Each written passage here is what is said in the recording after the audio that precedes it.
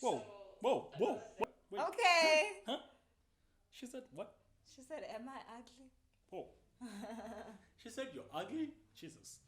Hi guys, welcome to another video. Hope you guys enjoy. If you don't, we don't care. Guys,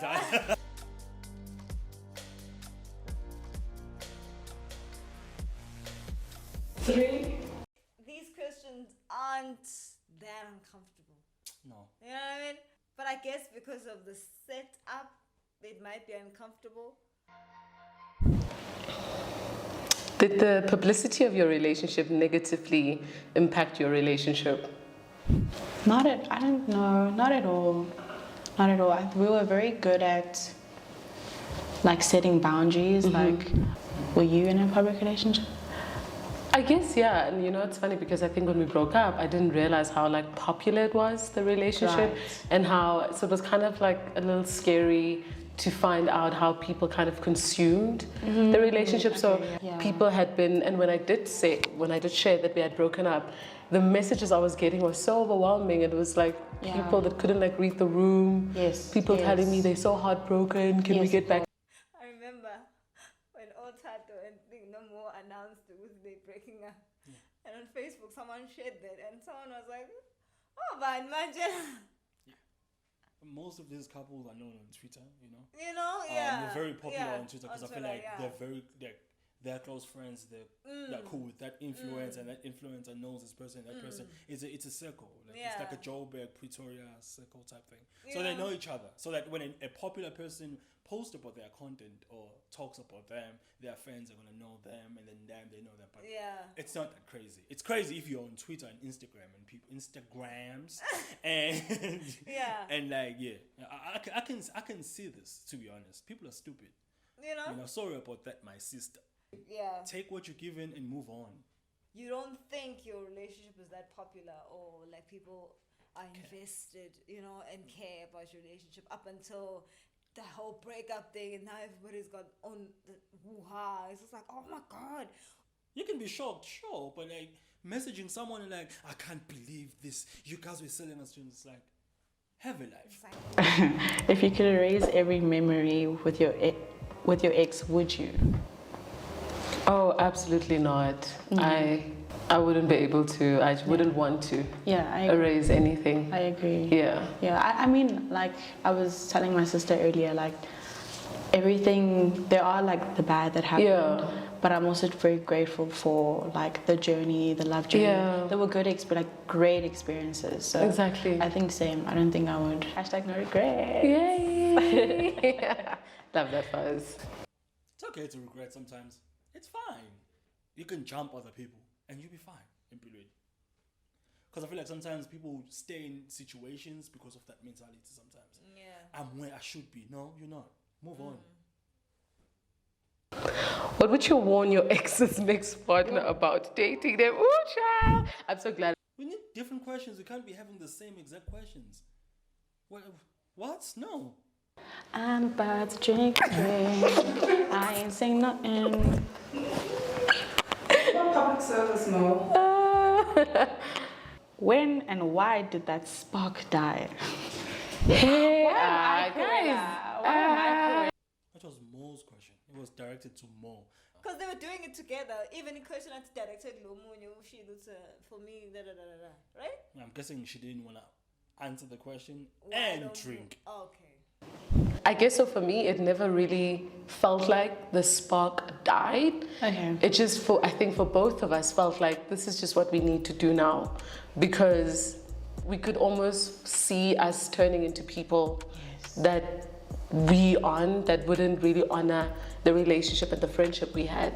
It was definitely that if we don't, this is just not the time. Yeah. And so that's why it was such a difficult breakup for me, because I couldn't say that I'm no longer in love with you. I feel like somehow the spark died. Maybe not for you, maybe for her. Because if you're saying, maybe I'm acting like it's been like 20 years ever since they broke up. You know what I mean? Yeah, But yeah.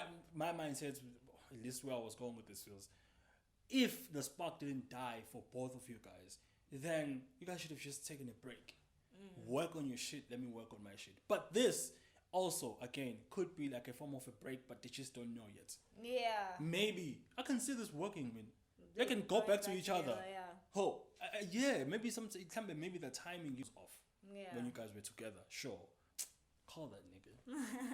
Because I also think maybe if they ever were to get back together, they probably move differently because they've had this experience of being together, lovey-dovey, moved in together, da-da-da-da. They've got way more experience to render into a new relationship, together, and kind of be like, okay, cool. Maybe let's not move in together now. Maybe let's do this first. Let's take these other steps first before we do this because we already know what's ahead. It feels like they want to go back to the relationship, but it feels like there's a wall. Yeah. It felt like I lost a. It is a loss, right? Yeah, it feels like you my like it's therapist does physical say pain. It is a loss. Like sometimes I'll be like, oh my gosh, like why is it still hurting? She's like, do you realize you just lost someone? So you're mourning them. It's over, it's done. Like you guys aren't seeing each other, you're not speaking. So, Exactly. Don't get me wrong, relationships are important. If you break up with someone, especially if it was like a long-term thing, go to therapy if you can afford therapy. Work on yourself, heal. I'm all for that. Death. I'm sorry. I know you guys maybe are using this as a metaphor to describe the pain you guys were going through, but no, it's not that deep. You guys are not even married. You don't have kids. I'm sorry. I feel you. I'm sorry. Yeah, I guess that's how they would describe, because what she's saying, it's a loss. You know what I mean? I don't. That's what she said. She said it's a loss, so you have to grieve, and you have to mourn, the relationship. And I guess the process, in a sense, it's kind of similar. Yeah. It's similar, but you can't say it's like losing a person. So wait, so you get what they're saying? I wouldn't say the same emotions, but I understand the concept of grieving a relationship, or like taking the time to kind of go through the motions of the grief, just feeling the pain, allowing yourself to feel instead of just shutting everything out and acting like nothing happened and moving on. That's a different thing. You're explaining something else. They just compared losing someone in a relationship of 2 years to someone that you've known almost your entire life. That I can't answer. Yeah. If the comparing process, yes. Good. That's what I was getting. The things you're comparing are not the same. They can't be the same. I don't see how you can just compare the two things. That's all I'm saying. You're comparing that to someone you can probably bump into a mall and talk about something and spark that relationship again and be back together. It's death. I feel you. Unless if it's a metaphor, then you're good. I don't know. Yeah, you have to go through the stages of grief as if you lost someone. That is like the hardest thing, because it's like, now you guys have to put like boundaries in place, and there were so many times I just like immediately just want to get on a call and say, yo, Of course. right? And I think for me, Mo is taking this shit like, no, it's not a metaphor. Like, As if. yeah, come on, as Exactly. if. That's what I'm saying. what has healing from your last relationship looked like for you? Ooh. Pouring into myself and just loving myself again, and just rediscovering parts of myself that I felt like I had lost, and not because of my previous partner. I think I just let things go. So falling in love with myself again has been so. Yeah, for real, because y'all had integrated a whole lot of stuff with each other. They broke up right after Starting a podcast, starting a podcast. I think. Not Yeah. together, Not together, no. but she had just started a podcast, and they were using the same equipment, and it was just kind of like a bomb. Every person who, whether it's divorce, whether it's just breakups, they're always gonna say, I'm rediscovering myself. I'm like, huh? So like, if this didn't end, you were just gonna be lost forever? Is that what you're implying? It's like, the moment you get into a relationship, you just forget about yourself. Is there a deeper issue in relationships that we just ignoring in terms of self-improvement? Because I feel like you can do everything together and you can still work on yourself. Maybe there's a deeper conversation we need to have about that. Fun, like, and so healing, and going to therapy and seeing my friends again, seeing my family, and just reconnecting with people. A friend. My point again. You know what I mean? Nah, I feel like I have to compensate for that because she doesn't have a lot of friends, so you know, I kind of just had to. I lost parts of myself because of that. I couldn't see my friends anymore. This sounds like that right now. Yeah. It's like, oh no, title wasn't the problem, or the relationship wasn't the problem. The problem was me. But I couldn't fix the problem when I was in a relationship. I only realized the problem was the problem when I was out of the relationship. But now the way you're delivering it, it sounds like the relationship was the problem. I think perhaps maybe there's that sense of making this person you're in love with, you're in a relationship, the center of your world, basically. You kind of shut everything else out, you know, and it's kind of just like zoomed in on this person. I don't know, I think I'm in a phase where I'm just kind of trying to be my own boyfriend and like I'm such a great like partner, hey? Like I can feel it. You radiate so much I am love. amazing. It's I'm so like, I beautiful. really feel like I'm top tier. Like I Oh my God, you're beautiful. Matter of fact, you're gorgeous.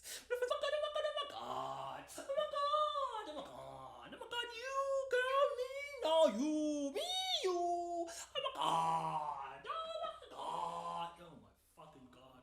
If there's one thing you could change about the way your relationship ended, what would it be and why? there's a lot of things I wish I could take back.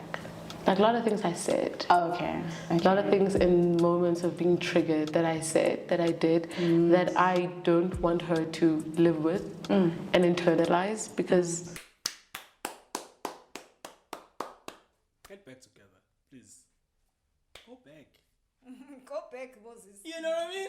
Just go back, bro. That's your man's. Okay? That is your man's. Can my ex get this question? Can my ex get this question? I want my ex to get this question. So Tata fucked up. I don't know how, but Tata fucked up. But it Yeah. doesn't sound like Tata fucked up. he fucked up in Nah, the he sense fucked of, Cheating. you know what I mean? Unless what he was explaining was just hogwash. Remember that conversation they were having with him and that other girl and Louise, and they were sitting outside in kind of like a campy situation thing. And he was like, when your partner, you know, does things and, you know, it's not enough because of this and this, you ask them to change this and then they don't change that. So we assumed that he might have been talking because we didn't know. We were like, there's a gray area there with what he's talking about because you don't know whether he's talking about a recent ex or a long time or whatever, just general, you know. you know when your ex has said so many things to you and you're like and you live with that and you take that into your next relationship and you're like, wait, am I this? Am I ugly?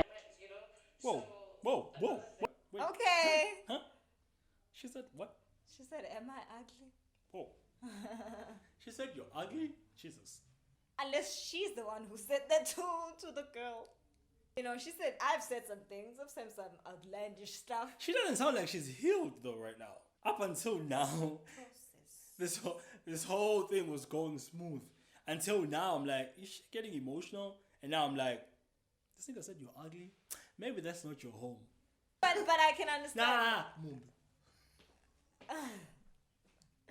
You could never say that to me. It'll just not make sense. Like, Okay. it just.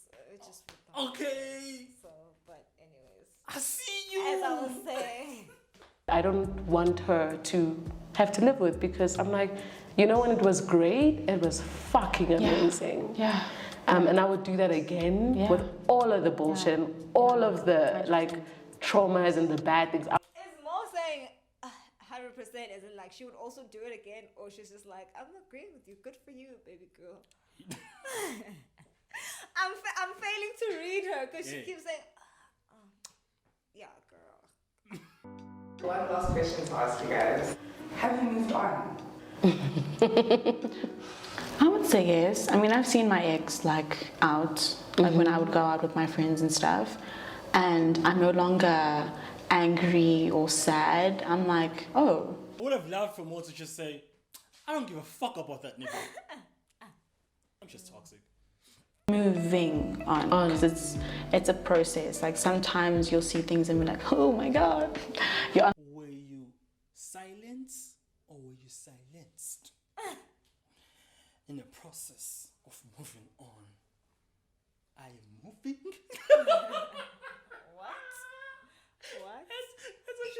okay. I do feel like I've moved on.